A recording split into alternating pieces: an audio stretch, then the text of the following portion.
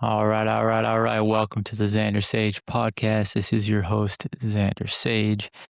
Today we have an episode of the Christ Code for you, diving into Matthew chapter 12, verses 33 through 37.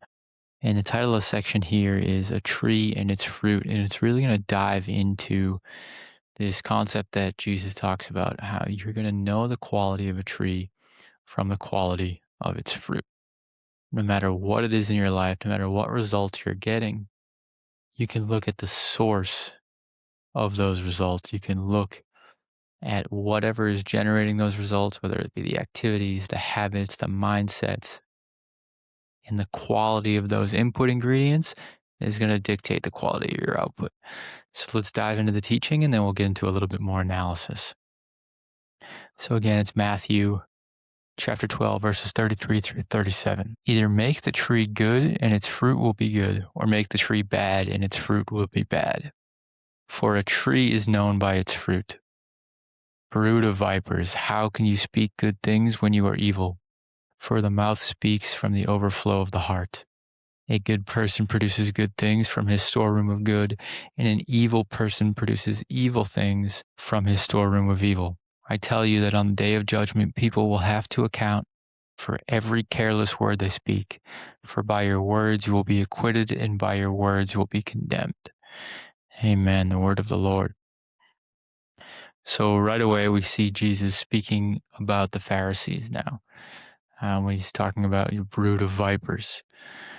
And really the core teaching that he's bringing about them to the Jews at the time is that the Pharisees are corrupt in a sense, and that they're speaking evil, that they're spreading untruth about God and about communion with the Father.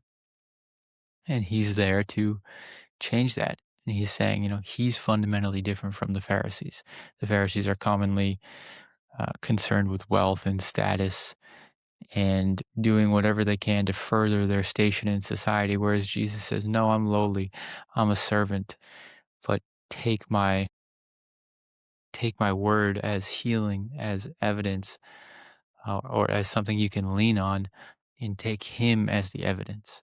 So in this case, Jesus would be the tree, and the blessings that come from following him would be the fruit, both of which being good. And the clear goodness of Jesus is so evident in his actions and the compassion that flows out of his heart. And when I've personally got on my journey of spiritual awakening and trust, this was a big support for me and a big rationale that I've used in order to come more into touch with the Spirit. And it's this idea of looking at the tree and the fruit. So we have many choices we can make in this world. We can choose to pursue a very capitalistic life and pursue lots of money. We can choose to pursue a life of the Spirit. Those are really two of the biggest choices that we have. And I was looking at, the fruits of pursuing a life of capitalism and making as much money as possible. Now, I don't have anything against capitalism, but if we make money our God, there's a certain outcome that we can expect with that. So I was looking at the fruits and I said, okay, well, who has done this? Who's made this decision to make money the most important thing in their life? And names that came to mind were like Elon Musk, Mark Zuckerberg, titans of industry, really. And I started to look at the fruit of that decision. The life based on success and achievement and production is really the tree, and the fruit is quality of their character and the impact that they're creating in the world, and the impact that this whole belief system of worshiping money is creating in the world. And I didn't really like what I saw. I saw a devastation of the planet, a consumption of resources way beyond what we need, global warming issues all around with mental health, and just a increased level of dis-ease within our world, within our people, within the planet.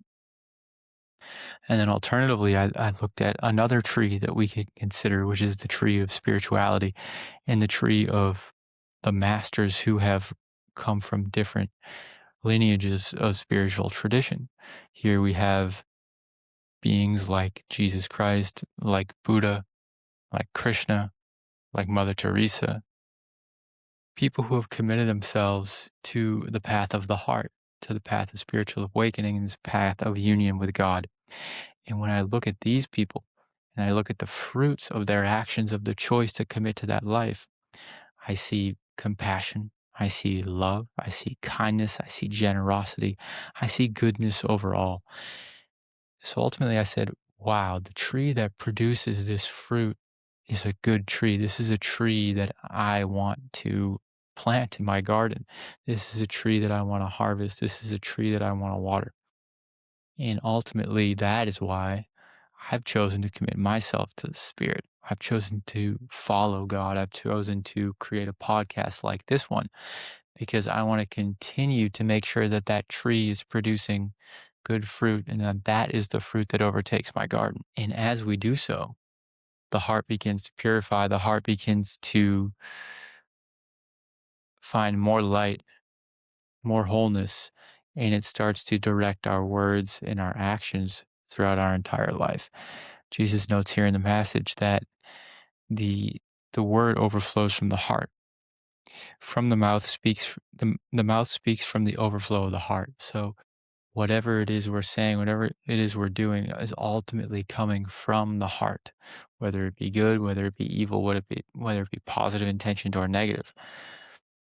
So the work to be done is really the purification of the heart. And that's how we ensure that we have a good tree. The tree in this case being us, and the actions and the results that come out of it being the things that we produce in our life from the purity of our heart. So I just have a great gratitude for this teaching here from Jesus of how we can really focus on producing better fruit in our life, and it's focused on purification of our own heart. So thank you for listening today. Thank you for your time. Thank you for your attention.